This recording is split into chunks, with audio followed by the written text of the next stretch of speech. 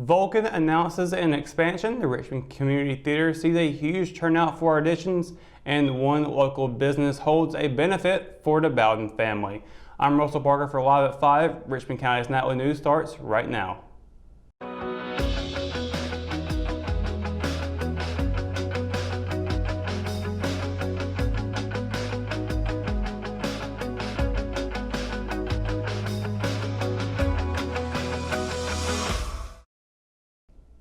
A company that has been mining in Richmond County for 50 years will soon be expanding its operations. Vulcan Materials announced on Friday that it will begin development of a 68-acre property north of Galestown Road to support its existing quarry. Vulcan has owned the land since the early 90s and is fully permitted for mining. According to a press release, the North Site project will help the company continue its investment and hiring in Richmond County.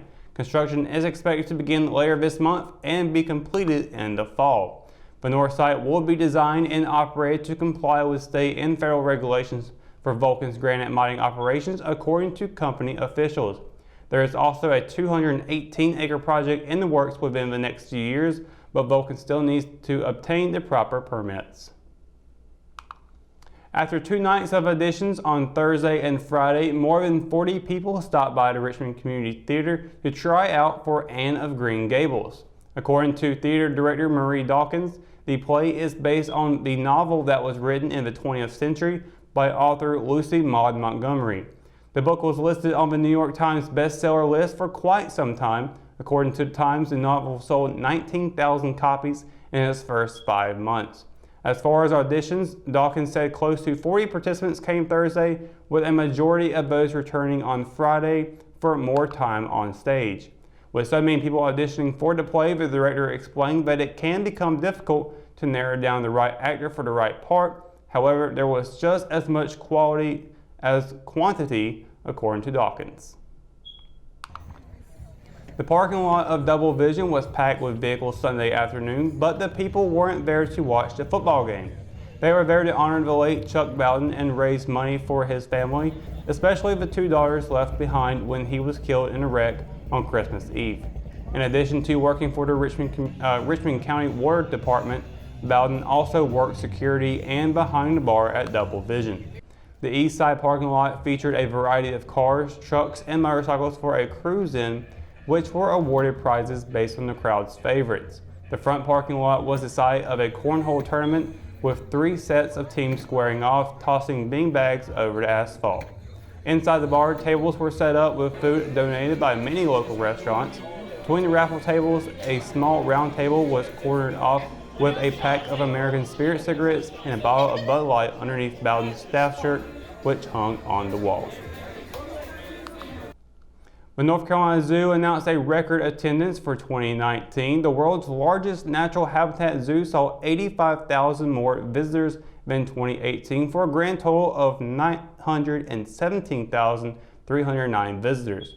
Attendance was down in 2018 due to factors including record rainfall amounts in North Carolina and multi-day closings caused by Hurricanes Florence and Michael and Winter Storm Diego. The North Carolina Zoo has plans for expansion in the future. The Asia and Australia regions are expected to be added over the next 4 years, featuring more animals such as red pandas, tigers, and kangaroos. When we return, we've got your Live at 5 weather report. It's coming up right after the break, so stay tuned. McNair Auto Sales is the place to buy your pre-owned car, truck, or van. To be the best, it takes big selection, friendly staff, and great pricing. We guarantee a no-hassle buying experience, and financing is available right on site. So come see us today. We're located at 1026 East Broad Avenue in Rockingham. And remember, with over 40 years of experience, you know McNair is the name you can trust. Locally owned and operated, Fifth Dimension is a place you'll want to check out. Whether you need vape supplies, signs, business cards, decals, or your chakras aligned, we have you covered. Our in-house print shop has quick turnaround time and is open 7 days a week. We offer a wide range of products including natural stones, herbs, pendants, CBD, kratom, and more. Please visit us at 639 East Broad Avenue in Rockingham, North Carolina. That's 639 East Broad Avenue in Rockingham, North Carolina. Your Live at 5 weather report is brought to you by Iconic Wellness CBD located here in Rockingham. Hope you all had a great weekend. I know it rained a little bit. It had some really cold temperatures on Sunday and it was a little bit windy as well, but fear not, we are going to be seeing some sunshine. Actually, we're seeing sunshine today. In fact, it's been pretty good outside, but should be expecting some more of it here pretty soon. Talking about tonight though, it will be 44 degrees at 8 o'clock. 10 o'clock will be 39 with some clouds in the sky. So, but looking at tomorrow, we are seeing some rain in the forecast here a little bit, not a whole lot, but looking across the Sand Hills, we're going to start in Fayetteville with a high 57, low of 35. Rayford will be seeing a high 56, low of 34. Down in Lumberton, it will be a high 58 and a low of 36. Laurinburg will be seeing a high 58 and a low of 35. Rockingham Hamlet will be seeing a high 56, low of 33. And over in Ellerby, it'll be a high 54, low of 31. And across PD and Waysboro will be a high 57 and a low of 37 there. And talking about that rain for tomorrow, it will be a slight chance of it happening in the afternoons, none at all in the evening. So should be able to get away with it pretty good tomorrow. But it'll be a high 56, low of 33. So it will be a little bit chilly. Talking about chilly for Wednesday morning, it's going to be really cold with 32 degrees. But it'll be a high 58 for that sunshine to come out and try to warm up a little bit. Over on Thursday, more sunshine along the way, high 54, low of 44. Over on Friday, cloudy all day long with a high 66, low of 60. And then getting over to Saturday, which will be pretty much our warmest day out of this 7 days, 74 degrees with a low of 59. We do have rain forecast there with a 70% chance of it coming along Saturday. Sunday carrying on with that rain with 30% chance of it happening. So it may not hang around after Saturday, but still good chance of it possibly happening. High 69, low of 49. And then Monday, again, more chance of showers with a high 65 and a low of 60. So some sunshine along the way. Do got some high temperatures, 74 degrees in January. That's really, really hard to believe that happening, but it is coming along the way. And we do have, luckily Friday is going to be pretty good. I think it's probably going to be our best day. Cloudy, so it's going to keep a blanket over us, keep it a little bit warm. Not to keep the heat on too much, but it should be pretty good to go. But that's going to do it for your Live 5 weather report. When we return, we've got your RO Sports update, including Raider wrestling, basketball. It's all coming up right after break, so stay tuned.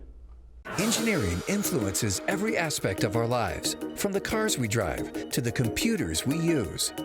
Every modern convenience we enjoy is a direct result of the innovative work of engineers and technicians. At Richmond Community College, we are educating the next generation who will be maintaining or improving upon these products and services. Our students work with programmable logic controllers, experiment with solar energy, design and create objects with a 3-dimensional printer, and operate cutting-edge machinery. Students can choose from a number of programs such as mechatronics, welding, mechanical engineering, electronics engineering, electric utility substation and relay technology, and industrial systems. Programs that equip our students with skills for 21st century jobs. Innovative and progressive, Richmond Community College is committed to building a brighter future for its students and the communities it serves in Richmond and Scotland counties. Visit our website today. At Richmond County Hospice, we strive to provide high-quality care to our patients and their families. Whether it's the incredible hospitality at the Haven House or from the comfort of your own home, you can count on hospice to be there for you. We also offer monthly grief support groups, and our chaplain will be there to hold your hand in prayer. Through our amazing staff and our volunteers, hospice has made difficult times easier for our community. Call the number on your screen if you feel that you or your loved one may benefit from our services. Richmond County Hospice. Peace, comfort, dignity. The Richmond wrestling team wrapped up its third and final holiday break tournament Saturday at Scotland High School. Competing in the 10-team Joe McKenna Invitational, named for the former Scotland coach with over 300 career wins, the Raiders battled their way to a third-place finish.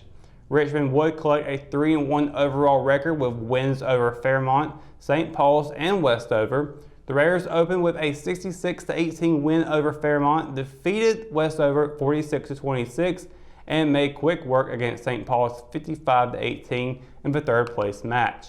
The long loss of the day was a 57-15 defeat of Laney, which head coach Earl Nicholson explained was one of the top-ranked teams in the state. Laney would go on to finish 4-0 and win the tournament, and Montgomery Central placed second ahead of Richmond. The last time the Richmond Raider basketball team played on the road at Jack Britt, Nige Strowman hit a game-winning layup with 5.7 seconds left.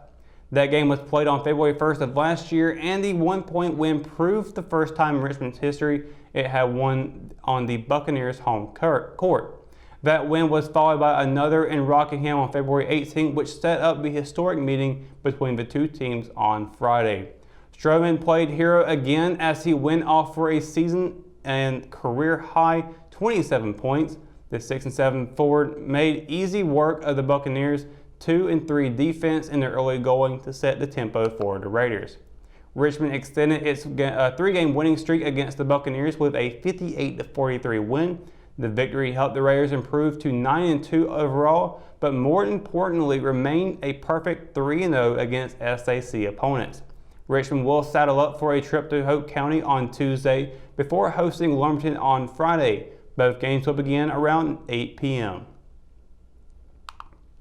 Hoping to carry over the momentum from their three-game winning streak on Friday, the Richmond girls basketball team struggled offensively against Jack Britt. The Lady Raiders would see their streak come to an end, dropping the SAC contest 64-40. At the end of play Friday, Richmond was the only team in the SAC without a conference win besides Hope County. Head coach Tatum Mosley knew ahead of the game that the Lady Buccaneers were a well-coached team that ran a tough defense. His Lady Raiders ran into that wall of defense and scored the fewest amount of points in their last 5 games. One bright spot for Richmond was senior guard Kiana Love, who netted a team-high 15 points. She would finish the first half with 9 and saw 13 of her points come in the second and third quarters. Richmond will prepare for 2 more SAC games next week. This week, the Lady Raiders will travel to Hope County on Tuesday before hosting Lumberton on Friday. Both games are set for 6 p.m.